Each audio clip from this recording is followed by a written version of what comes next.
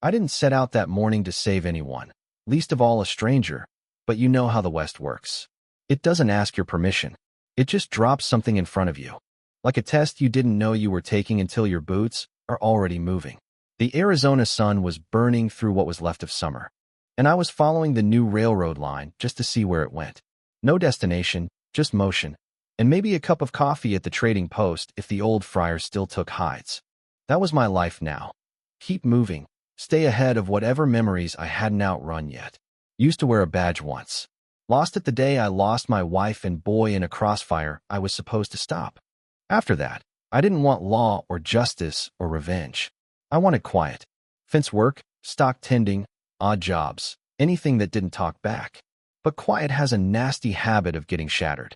I saw her before I even understood what I was seeing. Lying there on the sun-heated rails, barefoot, arms and legs tied down with thick rope. Face tilted toward the sky like she was waiting to meet God or a train, whichever came first. Her dress was Comanche, torn and dirty, wrists rubbed raw. 30 yards off, 3 men lounged by a campfire, rail workers from the look of them. Whiskey passed between hands. Rifles leaned lazy on timber. One of them was tossing stones at her like it was a game. She flinched when they landed too close. I sat in the saddle longer than I cared to admit, jaw tight, heart colder than I liked. 3 of them, drunk and armed. One of me. Easy choice. If I was the man I kept pretending I'd become. But I'd seen what silence costs. Seen what looking away can do. And maybe that badge I buried wasn't done with me just yet. I dismounted slow, revolver steady on my hip. Moved down the slope like I was hunting something dangerous. Maybe I was. When I called out, "That's far enough," they turned slow, one reaching for his rifle. My Colt was already raised. "Leave it." He froze. That kind of freeze you only get when a man realizes too late the odds just changed. I cut the ropes fast, felt her fall into me. Trembling, but not broken. Then we heard it, the train. The ground shook like thunder rising. We barely made it to the ditch before it screamed past, iron and grit flying. When the last car vanished into the horizon, she looked at me and said, calm as Sunday prayer, "Please save me. I'll be your wife. I'll do whatever you ask." And it wasn't a plea. It was a decision. Like she'd already gambled and knew the odds. I didn't answer. Just lifted her onto my horse and rode hard for the one place I still called mine. She didn't speak the whole ride. Didn't look back. And I didn't ask. Her silence told me more than words could. Those bruises were old, and those ropes hadn't been the first. My cabin sat alone on the flats. No neighbors, no questions. I gave her moccasins for her feet, the bed by the wall, water in a tin cup. "Name?" I asked. "T," she said. I told her mine. "Clint." We didn't say more. She didn't sleep much that first night. Neither did I, rifle close, thoughts racing. I kept picturing those men, wondering if they'd come looking. Wondering if I was willing to face them again. Morning brought no answers. Just chores and cold coffee. By the 3rd day, we found a rhythm. She cooked cornmeal without asking, mended my torn shirt like it was nothing. And I noticed how she memorized every corner of that cabin, where the lamp oil sat, how the latch sounded, where the rifle hung. She wasn't nesting. She was preparing. When the riders came, it wasn't a surprise. 3 of them, same ones from the tracks, slow rolling up to the fence like they owned the dirt. I told her to get inside. She did, without a word. They sat their horses, bold and sunburned. "You got something that belongs to us," one called. I said nothing, just held my rifle easy, like it was part of my hand. "She was with us," he said. "We want her back. That's the law. You tie a woman to rails, you lose your right to the law," I said. Another man sneered. "She's Comanche. Don't make her yours." The lead one dismounted, hand near his hip. I raised my barrel half an inch. "You draw, you won't finish," I said. Then she stepped out. T, barefoot, wearing that mended dress like armor. She looked straight at them and said, "I'm not yours." Her voice didn't shake. Hell, it cut cleaner than any bullet I've ever fired. They left. Not fast, not proud. Just gone. But we knew that wasn't the end. Not by a long shot. That night, I kept the rifle closer. She didn't bar her door. Next morning, I caught her scanning the horizon like I used to. That's when I knew she wasn't just staying here. She was standing with me. We went to town. Got the license. 2 rings, 1 brass, 1 carved from mesquite. No speeches. Just a look that said, "This is ours now." People stared. No one spoke, which was good enough. Weeks passed. Spring came slow, but steady. She planted beans. I fixed the gate. One day, I asked why she hadn't left. She said, "Because I didn't want to." And I believed her. That night, she stayed by the fire. No bedroom, no distance. And when the wind rose outside, it didn't shake the cabin like before. Because the ground beneath us was finally still. And we were both standing on it. But the thing about still ground, it doesn't stay still forever. Not out here. Not when you've taken something, or someone, that other men thought they owned. For a while, though, we lived in that silence like it could last, like maybe the world forgot about us.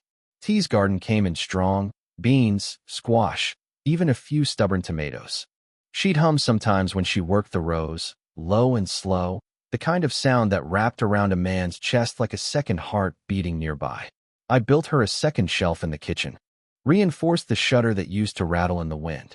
Little things, nothing grand. But out here, those little things were how you build a life. One nail, one handful of seed. One morning, with no dust trail on the horizon.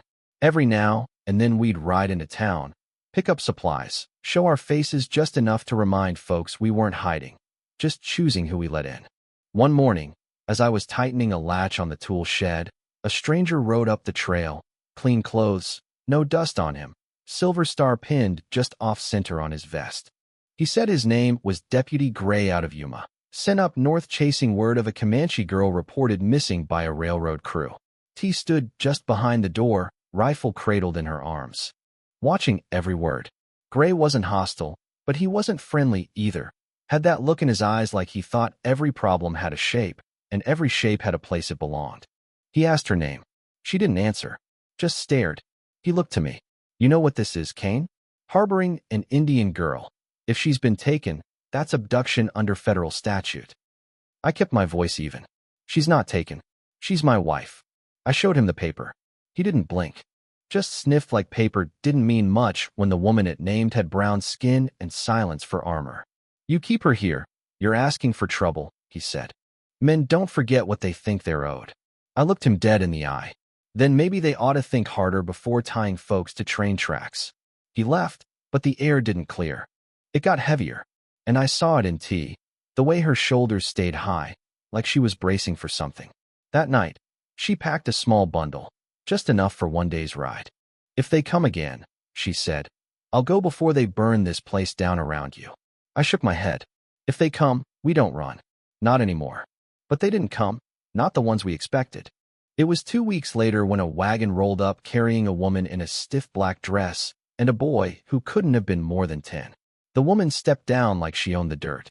Her name was Lorna Calhoun, wife of the railroad foreman. Said her husband was one of the men T left behind. Claimed T had seduced him, then fled with company property. I nearly laughed, but her face didn't even twitch. She looked me up and down. "You're housing a fugitive," she said, "and I intend to see you pay for it, one way or another." The boy stood quiet beside her, eyes wide, face pale. T stepped out of the cabin and stood beside me. Lorna's gaze sharpened. "You think marrying her makes it legal?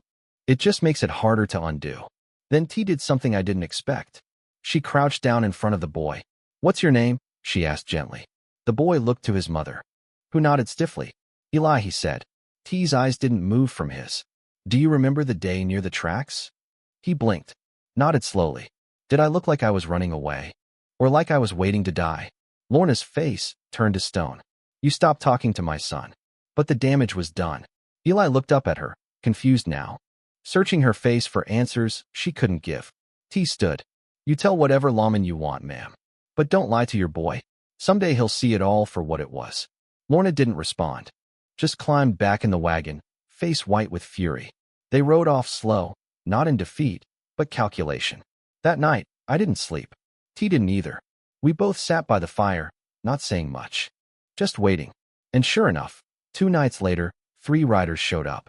But not the ones from before. These were bounty men, clean coats, hard eyes. Letters in their saddlebags that made them dangerous even when they weren't aiming rifles. They wanted T. Said she was wanted for theft and inciting violence against railroad personnel. All lies, but paper lies can carry bullets behind them. I told them the truth. She was tied to a track. I cut her free. That's the only story there is. But they didn't want stories. They wanted her. And then T stepped out. But this time, she wasn't just a girl in a dress. She had the shotgun I kept above the door. She stood between me and them, voice calm but sharp. You take me now, you'll make me a symbol. I'll be a reason for others to fight. You leave me here. I'm just a woman on a farm. So you choose. The leader hesitated.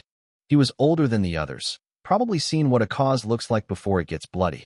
He nodded once and turned his horse. They left, just like that. And this time, they didn't come back. Now I won't lie, life didn't turn easy after that. We still kept the doors barred some nights, still watched the road like it might spit out ghosts. But slowly, that tension bled out of the boards. The rifle stayed near, but it didn't lean against my heart anymore. T planted corn the next spring. I built her a bench beneath the cottonwood. And one day, we rode into town, not for paper, not for supplies, just to buy a new kettle. Folks greeted us like neighbors. No whispers, no stares. And that, more than anything, told me we'd won. Not with bullets, but by staying. By building something in the dirt other men thought they owned, and daring them to tear it down.